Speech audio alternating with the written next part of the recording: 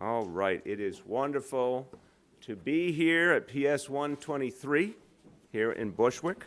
Now, this school has a wonderful motto: every child, every day. Principal, you have to come up and join us. And is Christina here? Christina should come up. Our teacher, unless she's in the middle of her responsibilities, she should come up. Every child, every day. Very powerful statement of the commitment that everyone at this school feels to reaching every child and helping them succeed. And that's an extraordinary example that they feel that ability to reach every child. And you can see it in the pre-K classroom that we were just in. That is definitely the spirit and the approach.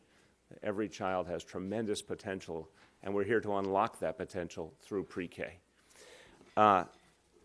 When you think about it, a lot of our kids didn't, over the years, get a chance to realize that potential because we didn't start to reach them early enough.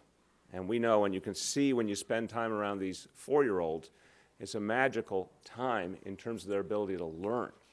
They're able to learn developmentally. It's a point in life that they can learn in an extraordinarily fast and effective way. But if we didn't reach them at the age of 4, if we waited, we lost an opportunity. So here in this school, you're seeing every child given that chance at just the right moment in life. I want to thank the wonderful principal of PS 123, Arelis Parache. Arelis, thank you so much for all you have done. Born and bred New Yorker from Queens, child of Dominican immigrants, worked her way up through our school system as a teacher, then an assistant principal, now a great principal.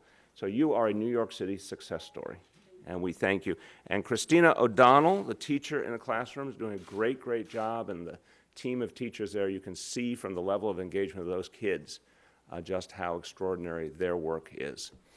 It is a very special moment for us to have the House Democratic leader with us. And I have been a fan of Nancy Pelosi for a long, long time. She has been so far ahead of the curve for years in terms of talking about the changes that we need in our country. And Leader Pelosi is one of the great progressive voices in America. And she's focused on a larger vision of what will uplift our families, what will uplift our children. How can we actually support the majority in this country who are women, even though it does not appear to be reflected in all our policies.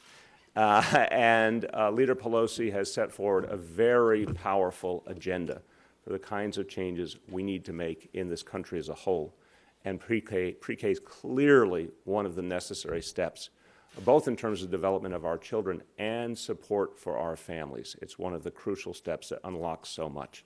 So Leader Pelosi, I want to thank you. It means a lot to us to have you in one of our schools, and it's really been a very, very exciting thing for everyone here to have you here. Look, we believe that high-quality, full-day pre-K is a huge difference maker. We believe when you see what is going on with these children, how fast they're learning and how engaged they are and how much they work together, it's a reminder of what this does for each and every child. And that number, 68,500 kids in full-day pre-K, just for perspective's sake, that is more children than the entire school system of Boston or the entire, sorry to say this, the entire school system of San Francisco, your hometown. So it's said with love and respect, but that's how big this effort is and what it means for the people of this city.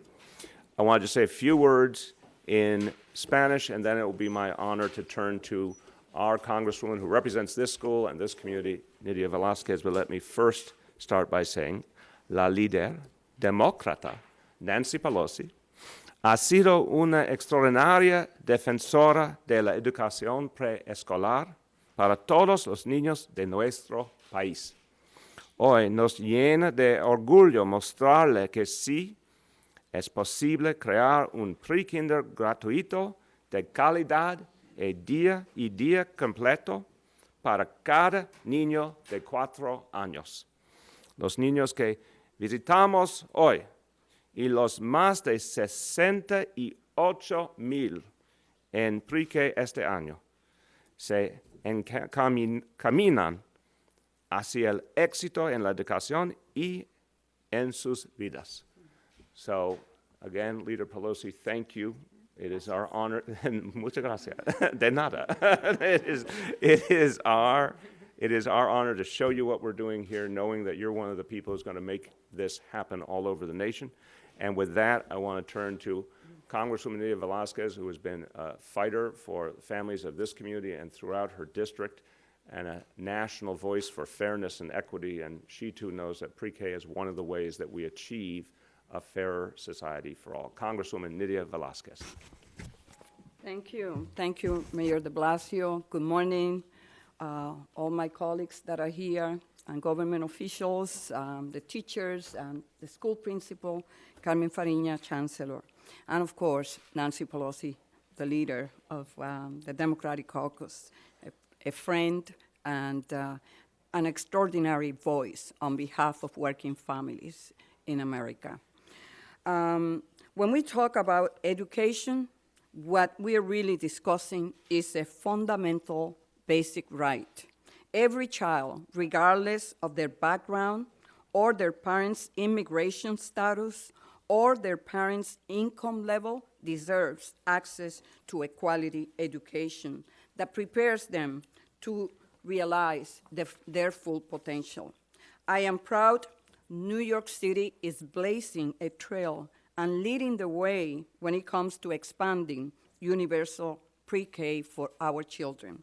As Democrats, we believe in investing resources wisely in a way that helps families get ahead and promises a brighter future for our children. That is what New York City's universal pre-K program is all about. And Mr. Mayor, you have done an incredible work in advancing this priority. The numbers back up our progress. In just 3 short years, we have seen the number of 4-year-olds enrolled in pre-K programs rise from about 20,000 to more than 68,000. And it is important to note that this growth took place in communities with working families. 90% of the new pre-K enrollees are in zip codes where household incomes are less than the city median of $51,000. For a working family, imagine this, for a working family or a single mother, child care is a major expense. Just imagine a place like New York City or Boston, urban centers where the real estate market is so prohibited that we enable parents, single mothers, to be able to have a peace of mind that they know that their child is being taken care of for. That is real money. It has been estimated that this program saves family $15,000 a year. That is real money, and it makes a difference in New Yorkers' life. Universal pre-K also means greater economic empowerment for parents. When parents know their children are cared for in a safe, supportive educational environment, they have the freedom to join the workforce and secure additional income. Imagine how many single mothers will be able to go out and open up small businesses, creating jobs and growing our economy. Investing in our children and our educational system requires a commitment at every level, local, state, and federal. And I am so proud of the work of our leader in Washington, Nancy Pelosi. We were able to increase to $9.2 billion for Head Start and $2.8 billion for the Child Care Development Grant in the Omnibus Bill. In our Democratic caucus, there has been no stronger voice for women and families than our next speaker. A little while back, I joined her in Seneca Falls, the birthplace of the women's rights movement, where she was inducted into the National Women's Hall of Fame. She has led us in launching House Democrats' When Women Succeed, America Succeeds agenda, which will enable women to achieve greater economic opportunity and for working people to care for their families. This that we are witnessing today is part of that economic agenda. I am honored to have her in the New York 7th Congressional District. Please join me in welcoming our leader, Nancy Pelosi. Thank you. Thank you very much, Congresswoman Velasquez, for your very generous words of welcome, but more importantly, for your great leadership on behalf of America's working families. You are an example yourself of the American dream. You want that for everyone else. And that's what we saw in the room with teacher Christina O'Donnell with those children. The beauty is in the mix, to have all these children coming together from their various backgrounds, unified in playing and learning, and making it possible for children learning and parents earning. I want to congratulate Principal Parachi for her leadership, and thank you for what you're doing here, and also for welcoming us here today. Congresswoman Velasquez has been a very important part of our When Women Succeed, America Succeeds agenda, and it's a Mr. Mayor, it's a four-legged stool. It's about equal pay for equal work. I know you're a champion of that. Raising the minimum wage. It's about paid sick leave. It's about exactly what we're here today to talk about, early childhood education, and it's also about our responsibilities to our seniors. But this point, Mr. Mayor, and I'm pleased to join Congresswoman Velasquez in singing the praises of your initiative. This is, as she has said, transformative. And by the way, nothing reduces the deficit more than in the investment in education of our children. Nothing reduces the deficit more. So this is a good investment that will bring more to the Treasury of New York financially. So from a budgetary standpoint, it's very sound. But what it does to bring to the lives of these children and their families is very important. I wish you could, well, you all, many of you were in the room to see the confidence of these young children. And as we were watching them, I was reminded of an event, Mr. Mayor, that we had at Hunter's College and under Nydia's leadership on early childhood education. And one of the guests who spoke was a working mom, mother of 5, was on public assistance, worked her way, and she was telling us now that she had a job. And she was a little nervous. She was confident, but she was a little nervous speaking to this audience at Hunter's College of all of these women who came there. And she said, I said to my children the night before, that would have been last night from that day, will you listen to my speech and tell me what you think of what I have to say and if you have any questions? So she spoke to her 5 children sitting there, the youngest 4 years old in Head Start. And so anyway, when she gets to the end of the speech, she said, do you have any comments or questions? And the 4-year-old raised her hand and said, I just have one question, Mom. Who gave you permission to use my name in your speech? So this is about self-esteem. It's about confidence.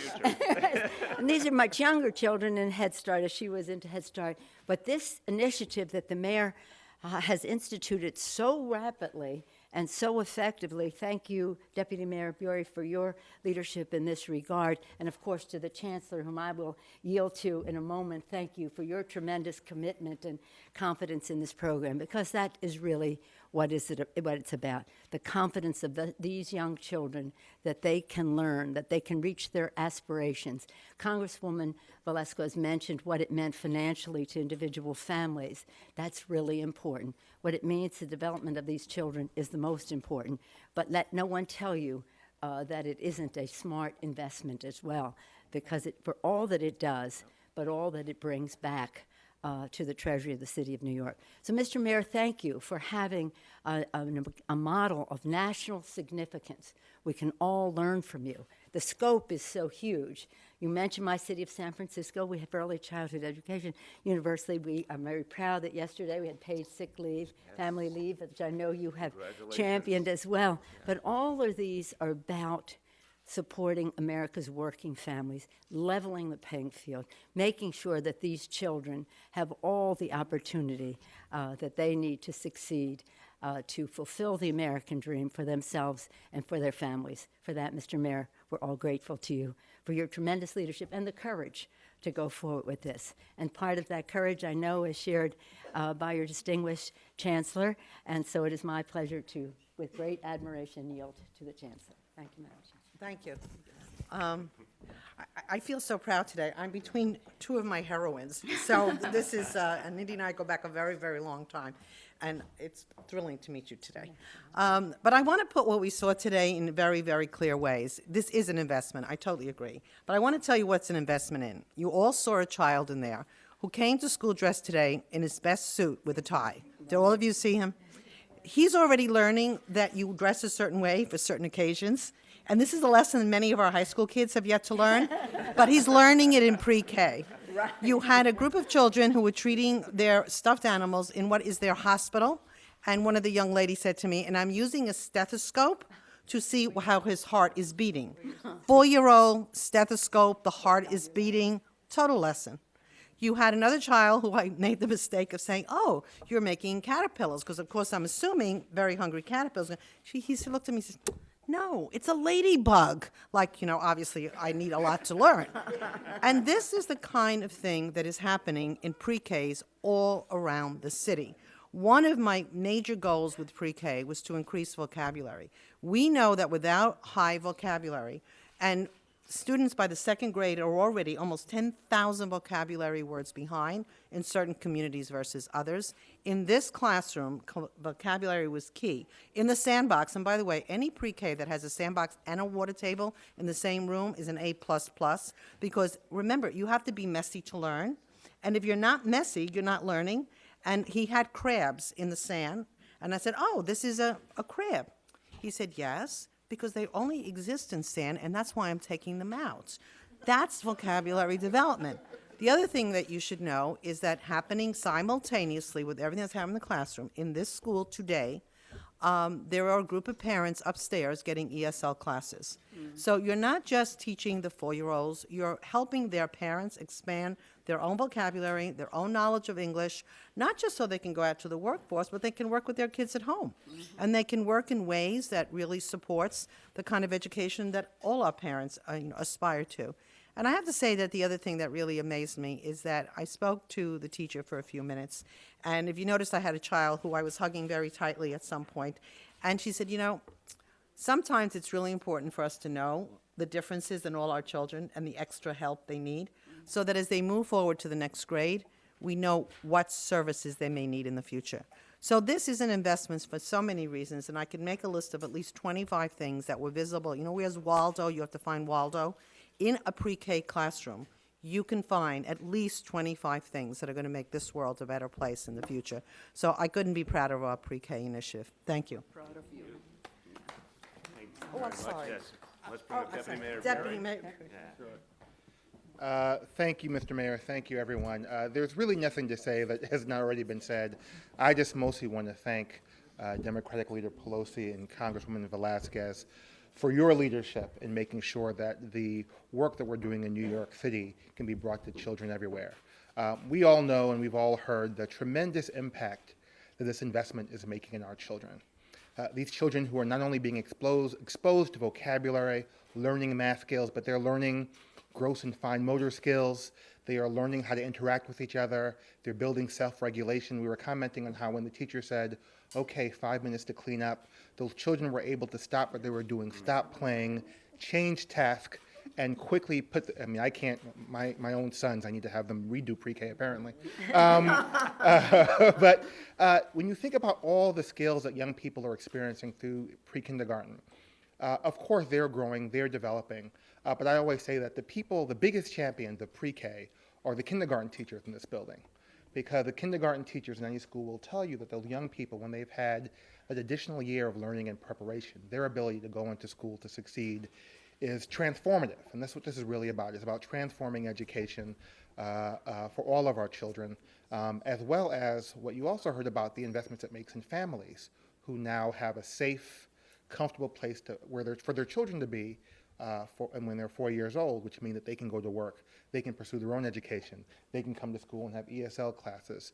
The research is overwhelming that not only does pre-kindergarten have a tremendous long-term impact in the long-term development of children, but it has a tremendous impact. Professor Heckman and others have talked about how these investments pay off, and they pay off in spades.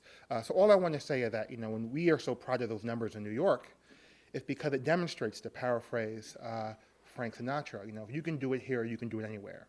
And we really want to be a model for the rest of the country. And we know that under your leadership, we'll be able to have that opportunity to show that there is no reason why every 4-year-old in this great country of ours should not have the opportunity to learn and grow in environments such as a great environment that you've developed here at PS 123. So thank you. Amen. Well, before we take questions, we're going to take questions about today's visit and about pre-K, and then we'll take a very brief break while our guests move on to other things, and I'll be happy to take questions on other topics.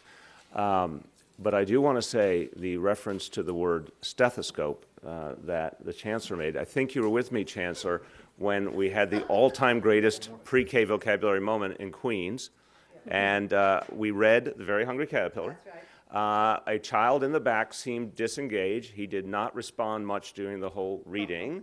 At the very end, as I was finishing the book, he shoots his hand up, and I think, okay, great, he wants to engage. Go ahead. What do you want to say? And he looks at me, he says, metamorphosis. And it was like apropos of, well, obviously apropos of the story, but he didn't connect it to anything. He didn't ask, he just said metamorphosis. So I think that's the all-time greatest 4-year-old vocabulary moment and the ultimate example of what pre-K can achieve.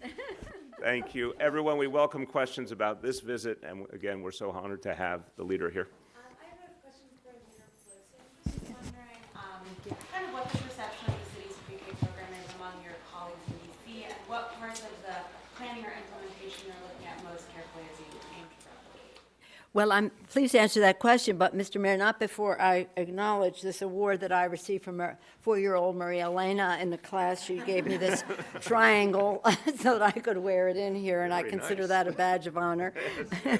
Shapes. Yeah. In any event, what's interesting about this proposal is that it's ambitious, that it's inclusive, and that, of course, the debate that we always have, how do you decide to choose to do it with universally?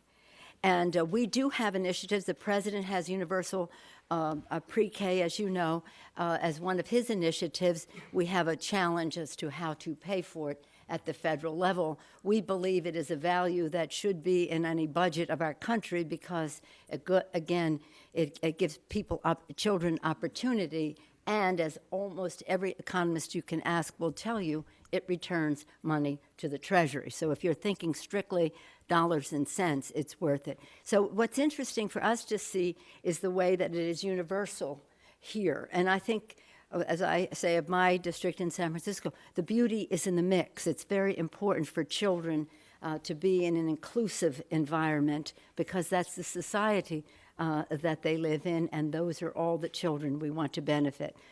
So one of the when I say part of the debate in Washington will be, well, should it be for just families under around 200% of poverty, or should it be for everyone? We go through this on school lunch programs. We go from many initiatives. The administration of just judging who qualifies or not is more costly than the benefit you gain from making it universal. So that would be one of the lessons that we can learn here, and that we're very grateful. And again, the scope of this is, the scale of it is so large, and most cities would not have the enormous benefit, but also the challenge that you have. So thank you, Deputy Mayor Bury, for your leadership, to the Chancellor as well, but for the vision of Mayor de Blasio. Other questions on this topic, on pre-K, on the leader's visit? Questions. Rich, hold on, Rich first. Just to follow up, Leader, then if there is a challenge budgetarily, which is I think what you were implying about to the large cities, is there a plan for the federal government to finance it? I mean, do you think that'll happen? Well,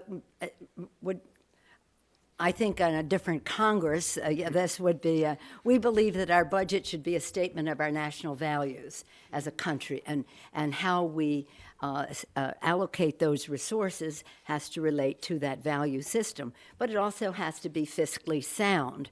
This qualifies on both scores. It honors our values of education at every level, early childhood, K through 12, higher education, lifetime learning for our workers.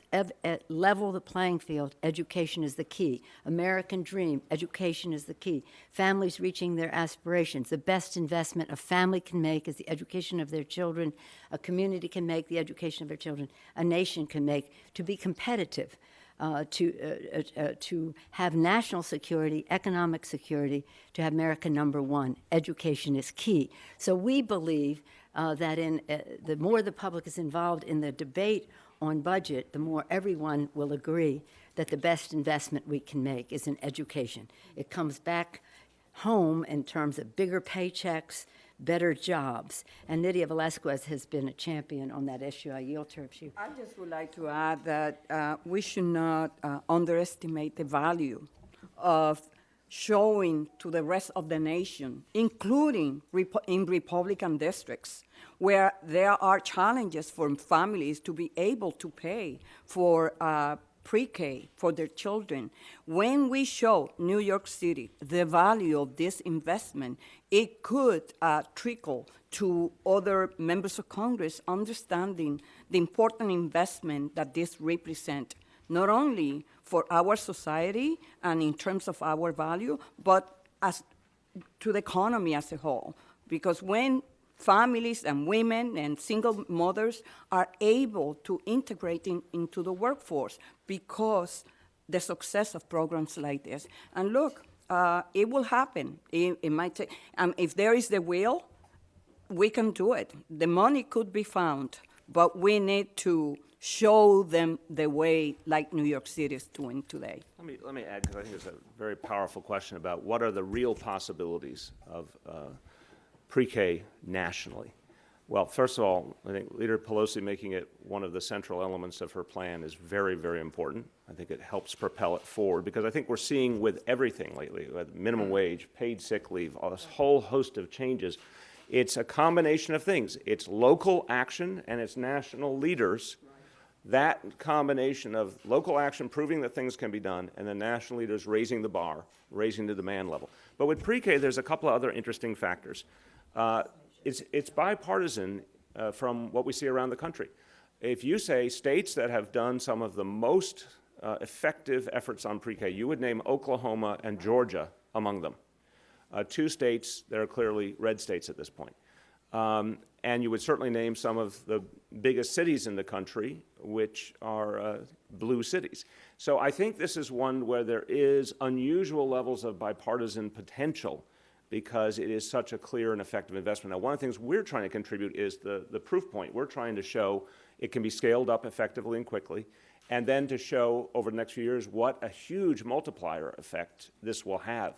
You hear it from teachers. They say if all your kids have had full-day pre-K, what it means when they go into kindergarten, first grade is they're really advanced and it allows everything else to work better. I think that's a pretty bipartisan argument that will gain traction. Finally, this is not a political event, so I'll say it coyly. I know someone who's running for president who I think would make a great president, who has pre-K for all on her platform. And I think that is also part of the evolution of the national discussion, that this issue has become a presidential campaign issue. That wasn't true 8 years ago. It's becoming a front burner issue, and the energy behind it, the demand behind it is growing, and that's why I think, again, the leader's plan is timely and powerful. These pieces start to add up. If I just may add to your bipartisan aspect of this, Mr.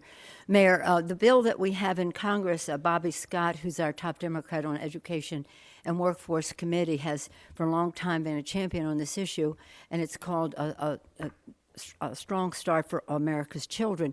And the co-sponsor, the two authors of it are Bobby Scott of Virginia and Representative Hanna of New York on the Republican side. So there's a bipartisan aspect, recognition of the importance of all of this as well. And as I say, President Obama's idea of preschool for all is received very positively. They just don't want to pay for it, and that's the problem. And we want it to be paid for. The President has proposed that it be paid for partially by the tobacco tax. I don't need to go into that for you. But in a pay-as-you-go budgeting that we want to do, we agree it should be paid for, but it has to be paid for, not offset by cutting some other initiative that strengthens working families, but by an initiative that brings more revenue to them. Yes, Josh. Mayor, I would like to actually ask if you field inquiries from across the country, perhaps some unusual places, perhaps the deputy mayor, about starting pre-K in those parts. And also, since you opened the door to the politics, I'd love to get your thoughts, Leader Pelosi, about last night Bernie Sanders win in Wisconsin, if you feel it's going to affect anything here. I didn't open it that far. I think that's part of the mayor's relief. We'll deal with that in my press conference. That was just a little crack of the opening. That was not all wide. Instead, I will say that, as the chancellor said in her remarks very strongly, while we have it as part of our "When Women Succeed, America Succeeds," and that's just not a slogan, that's a fact. Yes. The fact is also that this is very important for men. It's important for families as well. So, Richard, tell us a little bit about some of the other places. Yeah, around the so country. just briefly, I mean, absolutely. I don't know about Strange, but we have attention from all over the place about what we're doing here. So from places as close as Philadelphia, we've been talking to give them advice about our implementation of pre-K here, to frankly countries overseas where we've also had inquiries and had conversations about what we've done here. So it's been really exciting to see the excitement that I think our work has been a part of. And in that regard, we follow in the footsteps of other places, Oklahoma, you heard, New Jersey, Boston, other places around the country that have been doing this work and have done it with excellence. So absolutely, it's been really exciting to be able to partner with others around the country and elsewhere who want to learn about our work. And a big part of what we're doing, I should mention, is around evaluation. So we're working very closely with New York University, Westat, other research organizations to understand and evaluate our implementation as well as the impact of this work over the long term, because we really want to leave the field with a real roadmap for what it took to get here and what are the types of investments that we think are affiliated with the quality we're already beginning to see even this early in our work. Yeah, have the chancellor add from her experience. Recently, about 2 weeks ago, we hosted 140 superintendents from across the country, north, south, east, and west. And one of the things they were particularly interested in is to see how we have implemented pre-K. And the things that they were particularly interested in, what does make this different than when pre-K existed, let's say, a few years ago. And some of the major differences, and the ones they were most engaged in learning, is that we have a common curriculum. Wherever you see pre-K in the city of New York, pretty much, all the pre-Ks, whether they are in the parochial schools and the yeshivas, are doing the same curriculum you saw today. So it's a written curriculum. The training of teachers was done universally. All teachers have gone through summer training, which means that teachers already have a syllabus. They have a roadmap. They have something. And most of our visitors found that very engaging because they thought it was just you start up a program, you bring in the 4-year-olds, then everybody does their own thing. And that's not the case. The other thing that was particularly engaging to a lot of our visitors is the amount of time in the course of pre-K that we do parent workshops. Many of you have heard me say before that one of the things we're trying to change in New York is our attendance, the percentage of attendance in many of our high-poverty schools, that the kids are not always coming to school all the time as they should. So in our pre-K efforts with parents, we have made importance about the attendance, and they were very, taken by the fact that we have once a month parent workshops in every one of our pre-K kindergartens, and people who are specifically trained to work with parents. And the third thing, and I think this was particularly true of some of the smaller cities, how pre-K is also giving us an opportunity to diagnose kids with special needs a year earlier.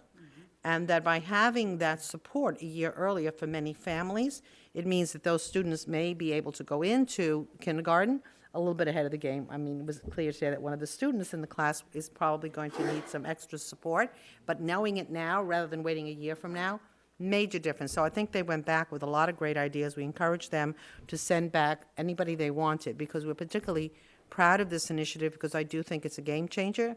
And it's not also, it's easy to start an initiative that you're going to get results tomorrow. This is not going to be a tomorrow result. This is going to be over time. This is one of the schools and this is the district where we're starting our second grade literacy coaches. They're going to have literacy coaches in this school next year. So you're going to see a continuum from pre-K to second grade in this school with an extra body in here that's going to work on nothing but vocabulary and early reading practices. So it's a lot of work, but I think we're on the right track. How many superintendents? 140. Okay, so I want to make a point. I want to just shout out the Department of Education and Carmen's efforts and Richard's efforts. You know, we know, it's a well-known fact that police forces around the country send their senior leadership to come to see ComStat, for example, and to learn from Commissioner Bratton and his team. But 140 superintendents from around the country coming here to learn from our Department of Education, and particularly to understand how we did pre-K and how it works and how they can bring that back. That's a great indication of how much interest and how much demand there is. And as Carmen said, it's every part of the country, which is why I do think there's a bipartisan opportunity here. I think the demand level is there, the common sense realities are there, but the educators are also crucial. They're going to help convince their leaders and representatives in elective office that this is something that matters, and I think that's going to happen across the spectrum. Mr. Mayor, if I add Please. one thing to that, and that is in the past 20 years, in this last generation, we have learned so much more scientifically about how the brain develops. And so this is a wonderful thing for the children to socialize, to accept others, to be buddies, to share together, to speak kindly. All of that, parents earning, children learning, and giving them the preparation for kindergarten and increasing their vocabulary, all important. But I believe that some of the demand that the mayor is seeing is because scientifically we are seeing, those of us who are who have this as a priority, that there is a real missed opportunity. Actually, the challenge that the mayor is putting forth is one that will have an insatiable response. People will want to respond because they know better now how the brain develops and how there's a missed opportunity, and why should children have to catch up when science tells us that they're so receptive. Have proven to us a different way of talking about it. Parents earning, children learning. We never came up with that slogan. That's really better than what we've said. That's a good one. But I also think it's true that that the parents are demanding because they also understand the world has changed. That what our children are going to need to succeed is much more than when we were all coming up. And that's why I talk to a lot of parents who, when they see the pre-K curriculum and they see what it will do to develop their children and prepare them, they do start demanding it. It means a lot to them personally. Last call for questions on this topic. Yes? Leader Pelosi, this is a program that incorporates religious schools to some amount of controversy here in New York. In your mind, should a national pre-K program incorporate religious and parochial schools? And also, would you think that such a program be more likely to pass under a Democratic Congress? And should the country be acting, in that direction for that reason? Well, I would hope, I hope elections are about two things, who you elect, but what the debate is about, what the priorities are for our country. So the best thing of all would be that if everyone subscribed and stipulated to the fact that this is essential, not only to these children and their families, but to our country. And it is, therefore, for me, the victory would be as if this became so agreed upon by all parties, by both parties, that it would be nonpartisan, and it isn't. It isn't. It's about our children. I want to yield to the Chancellor because she spoke to me earlier about, for example, in Staten Island, where parochial schools facilities are used for this very successfully. Madam Commissioner, Chancellor. We actually, with the parochial schools, work on the set curriculum. They're using the same curriculum we do. It's not a religious curriculum. It's a strictly science, social studies-based curriculum, and that is exactly what we expect to see. Remember, it's pre-K, so in many of the schools, religion is not part of the curriculum at that age. But what we're also seeing is that the one thing that's common in all the pre-Ks is a lot of interactive learning. And a lot of our schools are moving towards kids talking more in classes, and this curriculum is showing it can work, and kids can be active learners, and they can then become active learners in kindergarten and first grade. Do you think that a national program should incorporate religious schools? I think the example of New York with the curriculum, this isn't a religious curriculum. This is the curriculum that is there for all of the schools. Thank you so much. Thanks, everyone. So I'll stay around. Thank you.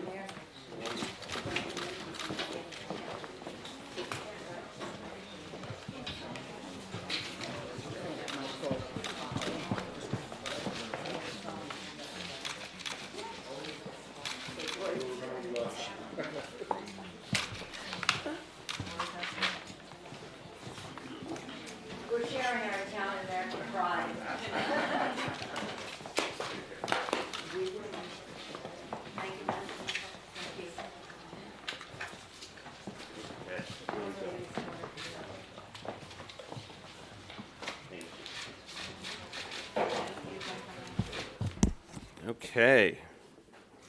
Josh, your question is now acceptable. Thank you, sir. You may ask it. With them on the operation in New York City and New York State, I feel very confident about the effort being engaged in here. We're going to have a great rally tonight, and we're going to focus on turning out the vote.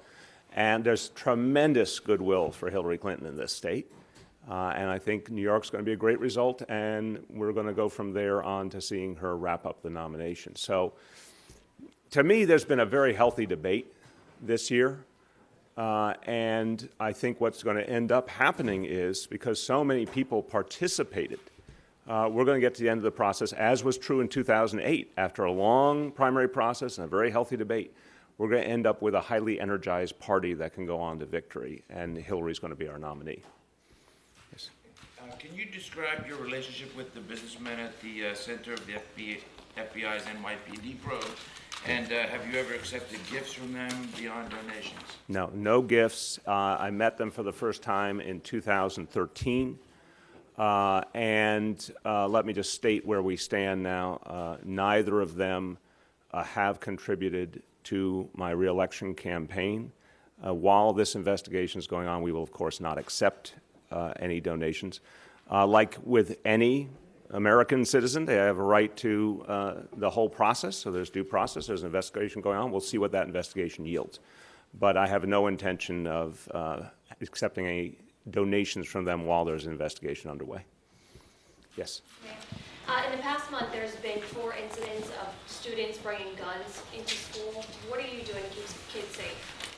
We are doing a lot to keep kids safe, and I have to say our school safety agents are doing a remarkable job. Just some facts for you. Year to date, major crimes in our schools down 14.29%, and other crimes down 6.77%. So each of these incidents, look, I'm a parent. I was a public school parent as recently as last June. Each of these incidents is obviously troubling. We don't ever want to see a weapon in a school. But if you look at the facts, school safety is doing a very good job continuing a trend that started in the previous administration, to their credit, continuing to drive down crime in our schools.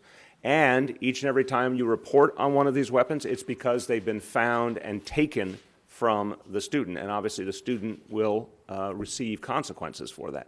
So we have more work to do for sure, but school safety is showing us consistently that they can drive down crime in the schools. Yeah. There's been proposals to remove metal detectors from schools. Is there any way that that could happen? It's a very specific process that we go through, and it can be removal, it can be adding metal detectors, it can be changing the frequency with which we use metal detectors. But that is a process that involves school safety and the principal of the school. The ultimate decision is made by school safety, which is a part of NYPD. So let me be absolutely clear. Nothing will be modified with a metal detector unless the NYPD decides it's the right thing to do.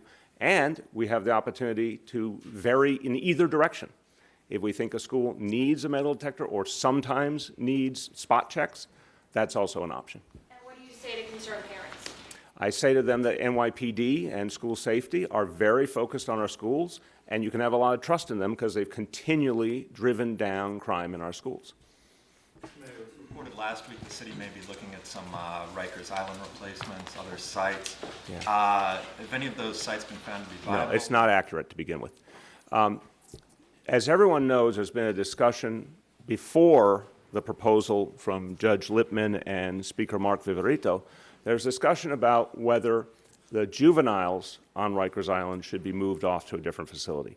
And that is something we've said we're open to, and we have explored different potentials for that. But even that has not been decided, whether that's viable, whether it makes sense in every way. But there's no concerted effort to look for sites for an alternative to Rikers Island, because as I've said, first of all, there's a one-year commission, which we will cooperate with.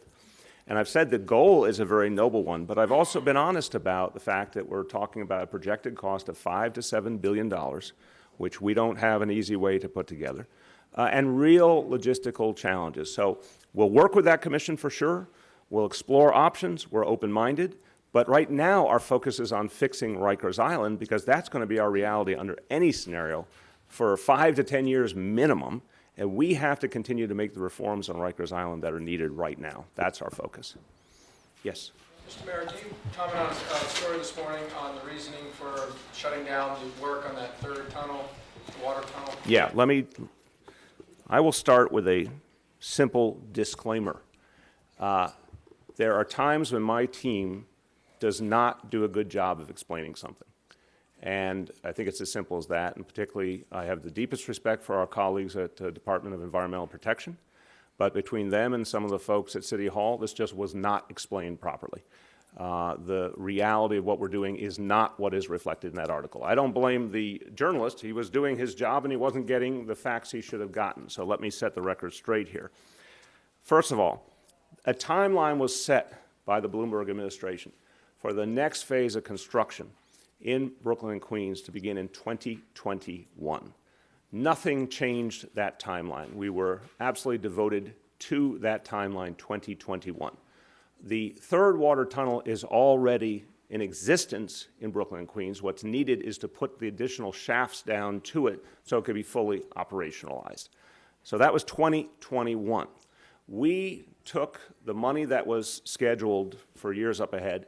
We put it on hold for a budgetary reason. We didn't think that the estimate was accurate, so we pulled it back, awaiting a more accurate estimate. I could say very comfortably that probably wasn't the smartest thing to do in terms of showing people the ongoing commitment. But what we did do in the preliminary budget was started to add the money back because we got very specific numbers. So if you look at the preliminary budget, $52 million was now added back to keep things on the 2021 schedule. I can now give you some news, which is in the executive budget coming up in a few weeks. We will accelerate that schedule by 1 year. It's something we've been talking about for the last year. Could we find a way to speed it up? And we now believe we can do that. So in the executive budget, the construction date projected to be 2021 by the Bloomberg administration will now be 2020. We will move it forward a year, and we will add the money into the executive budget to reflect that change. Yes? Mr. Mayor, getting back to the FBI probe, you mentioned current and future donations. Do you have any plans to return the prior donations of the two businessmen? And also, on the aspect of the concerns of the allegations of corruption at the NYPD, what do you have to say about it? So it's an investigation, and obviously NYPD is fully cooperating with the investigation. But again, an investigation means something's being looked at. Until we get a result, we can't make final judgments. So in terms of any past donations, I will make that determination when we see the results of the investigation. Anything else? Yes? Mr. Mayor, one question. In regards to these latest incidents involving Rivington and now with the NYPD probe, what would you say this is about your ability to lead the city? Should there be any question? I think they're apples and oranges. The Rivington situation, I've said, was not handled right by the agency involved, and I want to figure out what happened, and I want to get that resolved. And I think it's great that there is a very aggressive Department of Investigations investigation happening right now. Subpoenas have been issued. We're going to get to the facts. We're going to figure out what we need to change. We've also put a stop on all alterations of deed restrictions by all agencies. So it doesn't make sense to speculate until there's been a full investigation. I do think that there's a set of policies that are in place that were historic in the city that needed to be updated, and we're now, because of this, going to figure out where we need to make those changes and those updates. This other situation is, again, an investigation, and I would think all of you would agree, you don't prejudge the outcome of investigation. But if these individuals are exonerated, that's one thing. If not, you will make a different determination. Yes? Mr. Mayor, you're pretty good at politics, and I'm just wondering... Why, thank you, Rich. Do you think that Mr. Trump's campaign's running out of steam here? And a lot of people have speculated that on the Republican side they're going to end up with a brokered convention. From what you can discern, do you think that's possible, and what would that mean politically? I think it's possible, sure. You look at the numbers today, it's quite striking. The closeness between the Trump number and the Cruz number in delegates, and the fact that you have Rubio delegates hanging out there and Kasich delegates, of course it's possible. This is what I'd say about Trump. He went too far a long time ago. And I think in all of public life there's a bit of a time lapse, right? Things take a while to seep in, citizens come to their judgments. But his exclusionary language, divisive language, racist language, and then on top of it, what he has said about women, which I think has fundamentally alienated women across the spectrum in this country. I think it's all catching up with him. So I do not predict a good road ahead for Donald Trump. He may do well in New York, it's his home state, that wouldn't shock me. But I think the tide is turning. Remember, though, the issue is not the Republican primaries, which are a small slice of the American people. Like folks who participate in primaries and caucuses are obviously a smaller slice of the population as a whole. It's what are the American people as a whole going to make of all this? And I think they're going to reject Trump's divisiveness. And again, that's part of why I'm so confident Hillary Clinton's going to be the next president. Well, I'll do two. Go ahead. So you addressed Bernie Sanders' victory in Wisconsin already. If he were to win New York, or he were to scrape close like he did in Iowa, would that be damaging to Hillary Clinton, you think, or do you think it would be completely meaningless? I don't want to do hypotheticals. The job right now for the next 2 weeks is to turn out a vote for Hillary Clinton. There's no question in my mind that a majority of Democrats in this state believe she should be our president. It's just about turning out the vote. So that's what my focus will be, and that's what the campaign's focus will be. But I think you look at the trajectory of the whole campaign, she has the right platform. Her message has gotten sharper and sharper. She has a tremendous ground game. There's no question about that. We saw that in Iowa and a lot of other states, and we're going to see that here. So that's my focus. Just real quick on the FBI probe, have you spoken to Police Commissioner Bill Bratton about that? No, I'm going to be seeing him later in the week. But again, we obviously, as he said publicly, there's going to be full cooperation with them. Thank you very much, everyone.